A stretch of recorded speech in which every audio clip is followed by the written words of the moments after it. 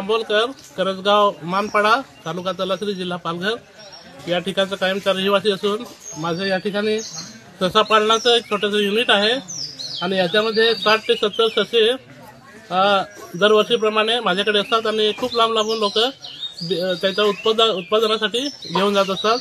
आणि रात्रीच्या सुमारास या ठिकाणी माझ्या या युनिटवर बिबट्याने हल्ला केलेला आहे आणि त्याच्यामध्ये सर्व ससे त्याने मारून टाकलेले आहेत, प्लस त्याच्यातील जवळ 10 ते 12 ससे त्याने खाऊन सुद्धा टाकलेले आहेत। आता याच्यामध्ये जाळीच्या वरच्या बाजूला त्याने वरच्या बाजून उडी मारून तो युनिटमध्ये शिरला आणि त्यांनी सर्व ससे मारून टाकले, पाहिजे तेवढे त्याने खाल्ले आणि त्याच्यानंतर तो पुन्हा दरवाजाचे ग्रिल्स तोडून बिबट्या बाहेर पळून गेलेला आहे।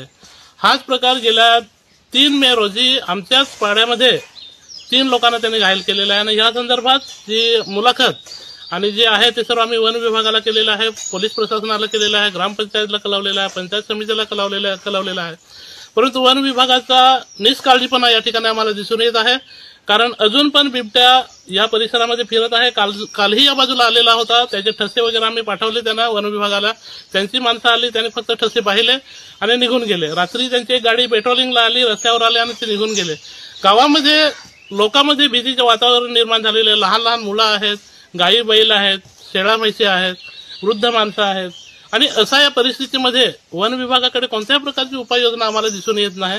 तरी मला वाटते की याकडे वन विभागाने आवर्जून लक्ष द्यावं, कारण मागच्या टायमाला 3 मेची गोष्ट गावकऱ्यांना हाकलून लावल्यामुळे तो बिबट्या पळाला आणि अजूनपर्यंत 10 दिवस झाले आम्हाला या गावामध्ये या पाड्यामध्ये अजूनपर्यंत त्रास देत आहे। आज रात्रीच्या वेळेस माझ्या ह्या युनिटवर त्याने हल्ला केला आणि माझं पूर्णपणे युनिटचं त्याने नुकसान केलेलं आहे।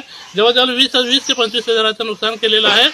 हे मला दुःख वाटते, त्याच्याही पलीकडे मला वाटते की मला गावकऱ्यांचं भल्यासाठी काहीतरी सरकारने करावं, वनपालाने किंवा वनरक्षकाने त्यांनी काहीतरी त्याचा बंदोबस्त करायला पाहिजे।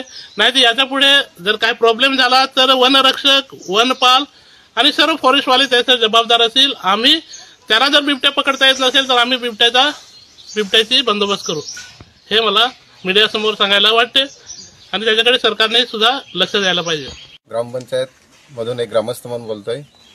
गेल्या 1 आठवड्याच्या अगोदरपासून करजगाव ग्रामपंचायतच्या हद्दीत आणि धामणगाव ग्रामपंचायतच्या हद्दीमध्ये 4-5 पाडे आहेत, ग्रामीण एरिया आहे। या एरियामध्ये बिबट्याचा वावर सर्रास दिसून येतो आहे। 2-3 दिवस पाऊस येतो आहे आणि 3-4 दिवसाअगोदर येथील ग्रामस्थावर एका महिलेवर आणि 2 पुरुषावरती बिबट्याने हल्ला केला होता। त्याच्यामध्ये ते 3ही पण ग्रामस्थ आमचे गंभीर जखमी झाले होते।